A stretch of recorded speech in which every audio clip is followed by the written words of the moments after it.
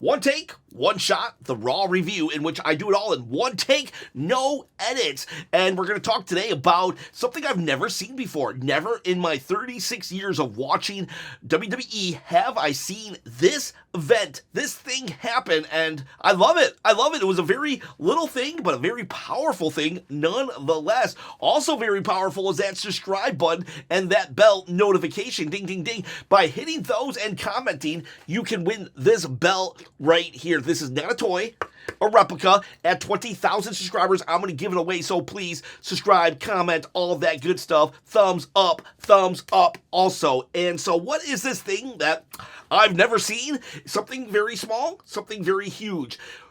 So we get a double spear, right? I guess I've never really seen a double spear before. I probably saw a double spear but forgot. But we get a double spear from Braun Breaker into the barricade. Jey Uso and Roman Reigns getting the double spear. But Bronson Reed comes and steals Roman's shoes.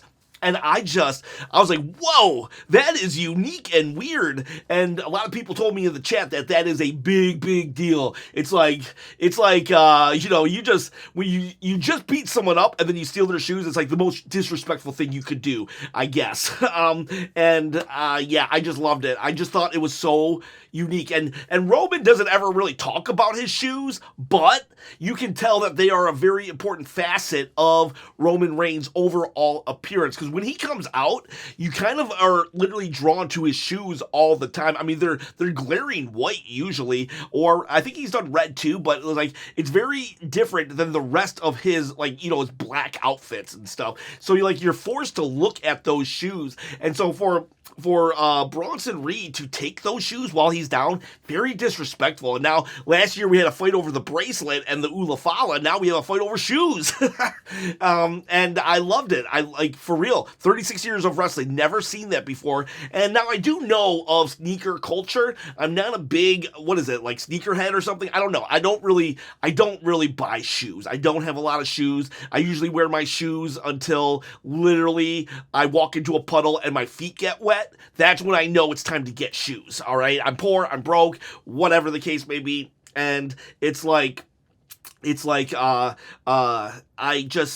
I know that this is a big deal. It's a subculture, and Roman must be a part of it. He must love his shoes. He probably has a whole shoe collection, and for Bronson Reed to take it, I could see that being very disrespectful, and I loved that. I loved it. It was a very good ending, because honestly, this was a decent Raw. I actually thought this was a decent Raw. Was it a good go-home show for SummerSlam? For the most part, it didn't get me interested in SummerSlam, but as a Raw episode, it was good. It was solid. It was fantastic even.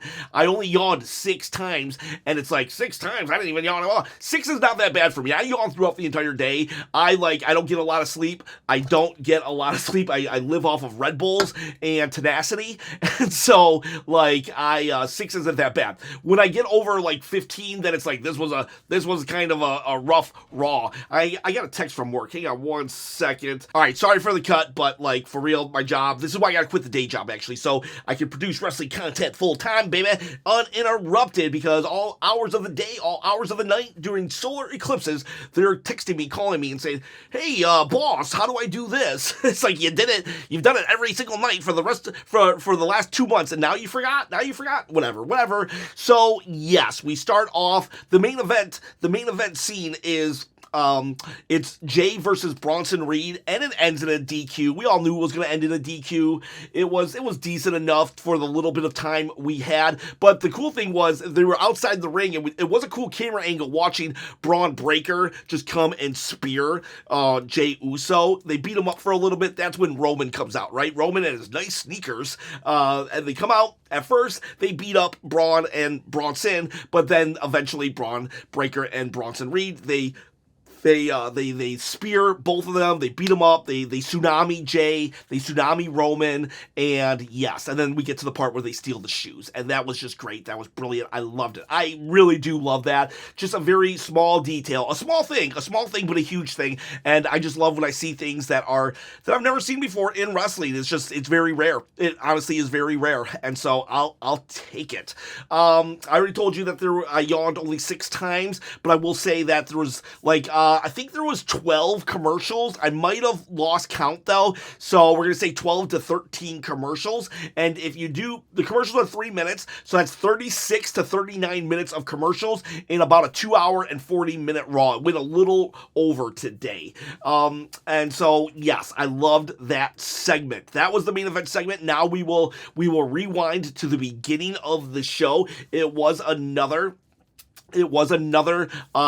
Raw where we had a tribute to Hulk Hogan. They did the 10 bell salute. Some guys and gals were there that weren't there on SmackDown, and then they had another video package. It was cool about the video package. They changed the song, so it was definitely, it was Hulk Hogan. I understand why people would be like, why are we doing this again? But then again, I understand why they did do it again, because it is Hulk Hogan. Now, I will say, my video on last week is how I still feel to this day. So if you want to know how I feel about the whole Hogan situation, it is complicated, and I did make a video being conflicted. And I had some people think that I was the most horrible person in the world for having those kind of feelings. And I'm just like, I don't know. I'm just trying to be honest here. I'm never celebrating. I'm not going to celebrate anybody's death ever.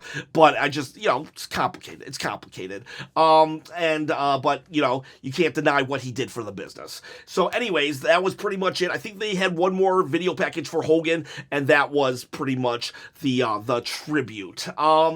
Jey Uso then starts the show. He's about to yeet again, the encore. Paul Heyman comes out. They do back and forth. Paul Heyman very closely ruins a lot of kids' childhood talking about a certain someone who lives at the North Pole. He doesn't directly say that it's not, he doesn't directly ruin people's childhood, but he does get very, very dangerously close, and I don't think they should do that. I just don't think they should do that. And then Jey talks, and Jey does a promo that, I don't know, it's like he said a lot of things, but it's almost like he didn't say nothing. He basically said, yeah, well, because Paul was trying to get him to turn on Roman or put seeds of doubt that Roman cares about him, and then Jey Uso basically said, yeah, I went on my own, I had to do it on my own, I won championships, and I love my family. And that was pretty much it, and then he yeeted. So, I've seen better promos from Jey Uso. Jey really needs to tap into that bloodline, Jey Uso. I was rewatching the early bloodline with Jey Uso saying, I hate you, Roman. He cuts a really good promo, but for some reason he just doesn't do it when he's a babyface like this. And it's just weird. It's like, unless he's yelling at his cousin, Roman Reigns, his promos are mid. Like, he had like A+ promos like 4 years ago, and now his promos are C+ at best. But I don't know. We go then to an AJ Styles plus the Kabuki Warriors versus Dominic Mysterio and Raquel and Roxanne Perez. Raquel Rodriguez always impresses me. This was a really good mixed tag match because it seemed like everybody did get involved. It wasn't just like, okay, it's the women's turn, it's the men's turn. They were able to actually interact with each other without actually dudes hitting girls or girls hitting dudes. One time, Roxanne Perez, she stood as a human shield, and Jey Uso or AJ Styles didn't know how to do that. At one point, Kyrie ran at AJ Styles, and he just like launched her out of the ring onto the floor, with her insane elbows and whatnot. So it was just a really good match, and I'm really happy to see Kairi Sane. I think she just had ring rust, and now she's just that level that she was before she left. Because I know a lot of people are like, oh, she's injuring everybody. It was probably the fact they didn't do house shows, so she had to hit the ground running on TV, but now she's there, and they are doing a lot more house shows even, so I'm happy about that as well. And so AJ Styles will win this match. It was decent enough, and Raquel again continues to impress me. We have Sheamus. Sheamus is confronted by Grayson Waller. Grayson Waller calling himself Big G. The New Day were behind him, and he talks a lot of smack to Sheamus, and then the New Day are like, wait a second, we're not getting involved, and they kind of walk away without Grayson Waller seeing, and Grayson Waller's like, right guys, turns around, and they're gone. So that's kind of funny. Grayson Waller trying to be part of the New Day. New Day kind of probably trying to want somebody else, and then we do have a Sheamus versus Grayson Grayson Waller match. I got my cliff notes over here. Okay, we do have a Sheamus Grayson Waller match. I'm surprised they let Grayson Waller put up such a fight, being that he's such a jobber, but they did. At one point, Rusev comes and tries to hit Sheamus with his shillelagh. Grayson Waller does a roll up, can't get the pin still. Sheamus will win, but then Rusev will beat up Sheamus. So he does it, and he beats him up with a shillelagh, puts him in the what's that Rusev called? Oh man, I'm blanking. What does Rusev call his move? Oh shoot, I don't know. The accolade? Is it the accolade? Well, either way, Sheamus gets beat up. And that feud is continuing. This is a very hard-hitting mid-South 1980s feud going on right here, and I don't think it's really hitting with today's modern audience. I know that some people do really enjoy that, but I think as an overall, I think it's hurting Rusev. I think people have just accepted Sheamus as a veteran of the locker room, but they are not accepting Rusev through this. I think this feud is going to hurt him unless they start ramping up the violence. I'm sorry. I'm not one to call for violence sake, but this one needs violence. We have then, and by the way, Michael Cole, like, he has a lot of freedom right now, but, like, him trying to be Pat McAfee when Pat McAfee's not around, don't do that. We don't need you trying to be Pat McAfee. Let Pat McAfee be Pat McAfee. Michael Cole, you're one of a kind, dude. You don't need to mimic and copy other people and try to steal their gimmick, because you are awesome. You are amazing. We don't need you yelling fight night. But you know what? If you really want to, go for it. Naomi has a backstage promo, and she is so good. I love her. She's like, why are you being all passive aggressive to me, when she was asked some questions, and then she's like, no, she said that the women in the back were passive aggressive, but then she was like, I'm aggressive. What a lie. Naomi's so good. I really hope that if they were planning on making her a transitional champion, they have changed their mind and they're going to make her just the champion. Like, she should even beat Stephanie Fakir. I know that's sacrilege, but I love this character. It's a character that actually can draw heat even, and we don't have that. Look at Tiffany, no heat. If Jade wins the title, honestly, no heat. Nobody has heat right now, and when Stephanie wins the title, who's she going to fight? Rhea Ripley? And they're going to fight each other out of respect? Rhea Ripley's already in a respect feud with Io Sky. Okay, well then what about we put Io and Fakir against each other? Okay, still respect. I want some heat, and Naomi can bring that heat, and I really think they need to keep it. We do have Bronson Reed and Braun Breaker. Braun Breaker, they're in the back, they talk, and Braun Breaker seems to have said that he is now the leader of their group. So when Seth comes back, there's definitely going to be a power struggle. Unless Seth right now has whispered everything into Braun Breaker's ears, but even then, maybe Braun likes the power that he has right now, the position, the spotlight. Because even in the main event segment, he was really telling Roman, like, this is my camera, mine. He was basically stealing all Roman's lines, and even Scott Steiner's calling everybody fatsos and stuff, and he's like, they're all mine, they're here for me, they bark. So Braun Breaker and Seth, that's going to be interesting. Sorry, one take, 2 takes, 1 shot. We then go to Bayley. She doesn't know what's going to happen. We're setting Bayley up. We are definitely setting Bayley up for some kind of crash out, because she's like, I lost WrestleMania. I lost my tag team championship opportunity, my Intercontinental championship opportunity, SummerSlam. What do? I don't know. We have, sorry about this. Let me look. Lyra Valkyria. She comes out, and she's trying to justify making the match into a no DQ match. I don't think she should have justified it, instead of saying, I know, Becky, like, I just know Becky's going to break the rules, so I needed to get ahead of that. No, she should have said something like, I am going to murder Becky, therefore I can't have rules making me get disqualified. I'm so mad, I'm going to hurt her, so I needed no rules. You get the difference right there? One was asking for permission to win the belt, and one was saying, I'm going to hurt Becky and win the belt. The hurt Becky, win the belt, I think the crowd would have got more behind. Small detail right there, but then Becky's music does play. She tries to ambush her, she gets distracted by the crowd, and then Lyra Lyra attacks her. And kendo stick, kendo stick, kendo stick, and we go to the back. It's all right. It's all right. This SmackDown, like I said, doesn't make me, not SmackDown, Raw, doesn't make me more interested for SummerSlam. Even that awesome segment at the end with the shoe stealing, that doesn't make me more excited for SummerSlam because I know Roman's going to win. Yeah, I know Roman's going to win. But this was a good Raw. This was a decent Raw. I actually enjoyed myself thoroughly. We then have here's another thing that I've never really seen, or maybe I have, but just different, very different. I've never seen it like this. Sami Zayn's talking to Corey Graves, and Sami's like, I don't know what's going on with this Karrion Kross guy, but then Karrion Kross just walks into this.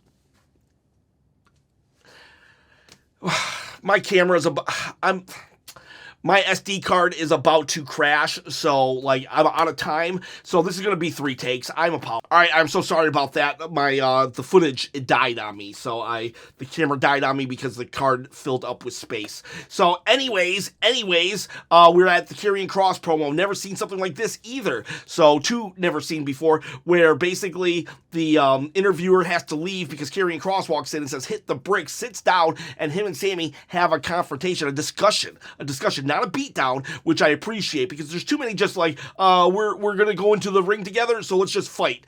I want to see actual story here. This was a story, and they come to the conclusion that if Sami loses, he has to say, you're right, to Karrion Kross, and if Karrion loses, he has to say, I'm wrong, to Sami Zayn. And so I actually appreciated that. That was a really cool detail, and Karrion Kross looked like a complete psychopath here. And that's a very good look on him. We had a Judgment Day segment in the back where, Finn just stirring the pot. They have Raquel and Dom and Roxanne stay back. Roxanne gives a switch to Dom. He's very ungrateful, and he's just like, this is mine? Okay, cool. And he just starts playing, and they're like, yeah, you don't play? We should play WWE 2K5 or 25, 2K25. And Raquel says, Liv likes that too. And Dom's like, oh, we should text her and FaceTime her. Bayley, did I talk about Bayley? Can't remember what I've talked about. I know Bayley's like crashing out right now, thinking that she doesn't know if where she can go from here. We do have the 4 Avengers of just a stacked team. Nikki Bella, Stephanie Vakir, Io Sky, Rhea Ripley versus Naomi, and the Secret Service with Chelsea Green. Stacked. But I'll tell you what, it was actually really good. Everybody got some good offense in, and even the Secret Service, who are pretty much there to take pins, they looked really strong. They really did. Everyone, and I love that Naomi wasn't just a chicken here. She wasn't treated like a chump of a champion. No, she wanted in there. She wanted to fight. She was all about business. Did I say earlier that she had a line saying that all the women in the back were like passive aggressive, but she's aggressive? Love that. Sorry, I can't remember what I've said now because of the stop and go of this nature of this one take, one shot. But yeah, so all 4 women. At one point, Naomi tries to leave, but I don't view it as like a chicken move. I view it as just a smart move. Why would she stay and fight when she has 1 week to go before defending her championship reign? I really hope that they let the belt stay on Naomi, even past Stephanie Vakir, because I think that she was meant to be a transitional champion and then go back and fight Jade. But like, honestly, Naomi has actual heat. No one else does. Tiffany versus Jade. Whoever wins, it don't matter. Who cares? There's no heat there. Io versus Rhea Ripley. There was no heat. Yeah, it was a great match, don't get me wrong, but it's like no heat going into these things. And Naomi, wherever she goes, she has heat. Let's keep it on her.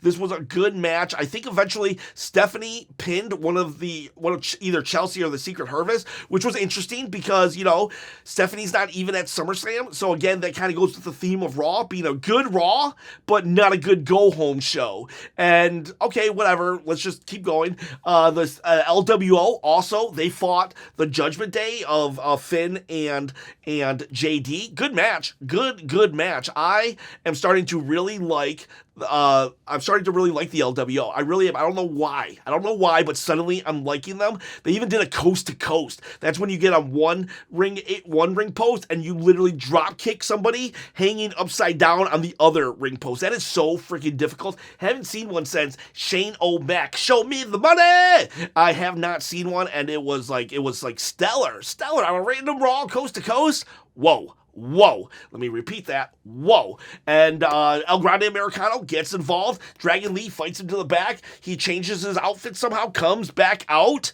And I think he took off the shoes that made him look taller too, because Grande Americano comes back out and he gets involved and the LWO will lose. So that's unfortunate. I was rooting for them. No way did I think they would win, but I was kind of hoping for that to happen. We then will go to Gunther. Comes out at the 10 o'clock hour. Wow. He's not coming out at the 9:36 clock hour. He comes out at 10 like a champion should, and he says, I got to win over CM Punk. Clean win. Shut him up. And then Punk comes out. He's like, you didn't shut me up. I was dumbfounded because in that moment I had like an epiphany and realized I need your belt. It's not that I want your belt, it's I need your belt. And this was a very good CM Punk promo. I enjoyed it. The problem with this is that now they're going right into their main event fight. I think this needed 4 weeks. This at least needed 4 weeks. I'm telling you, or 6 weeks. We could have had so much story here, so much meat on the bones here, so much things they could have done and said to each other, but no, we only got 2 weeks and one gauntlet match that set it up, and I just think that's a shame. And we need less PLEs so we can have better stories. We don't need. I get it. Like the current market is this: you just get big names that have a reputation, and then put them on a card and let them fight, and that should sell. And it does. It works, but like, just because something works doesn't mean you can't make it better. And like, if we had more story here, if there was some actual hatred here, other than I'm going to prove to you that I'm the best. Like, there is good guy, bad guy at least. There is face versus heel, so I do appreciate that. But like, they still don't really have a reason to hate each other, and they really need a reason to hate each other to make this something even more special.